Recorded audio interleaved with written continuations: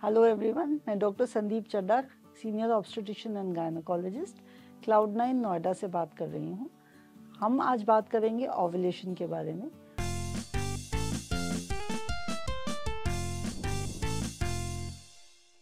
Ovulation क्या है?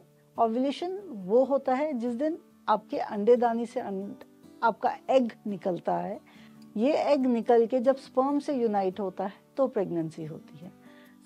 सबसे बड़ी बात, हमें ये ओव्यूलेशन क्यों जानना चाहिए, ओव्यूलेशन क्यों इम्पोर्टेंट है?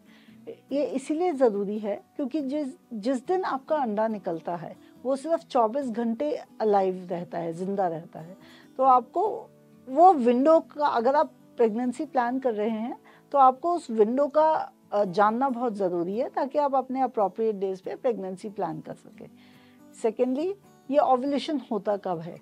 नाउ ओव्यूलेशन आपकी साइकिल लेंथ पे डिपेंड करता है। सबसे पहले जिस औरत की साइकिल रेगुलर आती है, that is 28 days to 30 days, उसका usually ovulation day 12 to day 14 पे होता है। नाउ इस डे 12 का क्या मतलब है?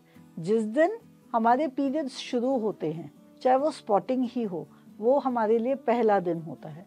तो उसके हिसाब से आप अगर मेजर करेंगे तो डे 12 से डे 14 आपका जनरली ओव्यूलेशन हो जाएगा।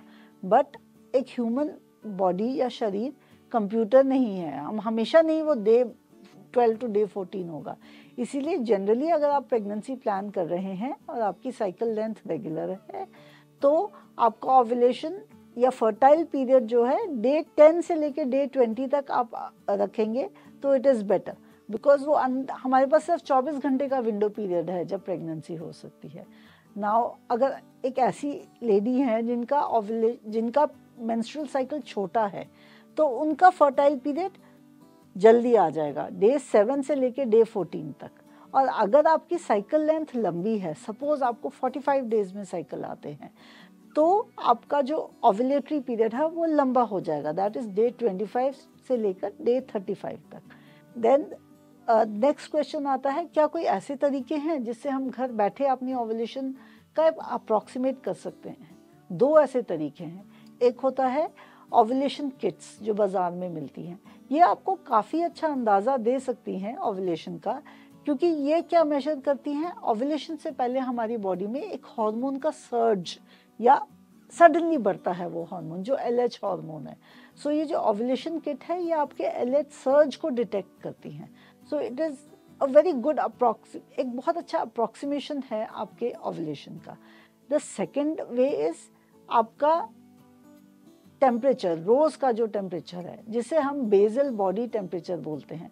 अगर आप रोज़ सोते वक्त एक पर्टिकुलर टाइम पे अपना टेम्परेचर ले तो वो आपका बेसल बॉडी टेम्परेचर हो गया। जब आप एकदम रिलैक्स्ड हो गए हैं तब लेना है इस टेम्परेचर को। तो जिस दिन आपका ओव्यूलेशन होगा उसके बाद आपकी बॉडी में प्रोजेस्टेरोन हार्मोन बढ़ेगा, तो आपका ये जो बेसल बॉडी टेम्परेचर है ये थोड़ा सा बढ़ जाएगा। जैसे सपोज आपका रोज़ बेसल बॉडी टेम्परेचर 97 आता है, तो जिस दिन ओव्यूलेशन होगा वो उस दिन 98 का दिखाने लग जाएगा। So that is the day आपने ओव्यूलेट किया है। सो ये एक और बहुत अच्छा तरीका है। अगर आप इन सब तरीकों के बावजूद कंसीव नहीं कर पा रहे हैं, देन आप अपने गायनेकोलॉजिस्ट के पास जाइए। वो आपकी फॉलिकुलर मॉनिटरिंग करके आपको ओव्यूलेशन का डे बता देंगे, और अगर ओव्यूलेशन नहीं हो रहा है तो वो आपको मेडिसिन दे के हेल्प कर देंगे आपकी प्रेगनेंसी या कंसेप्शन के लिए। Thank you.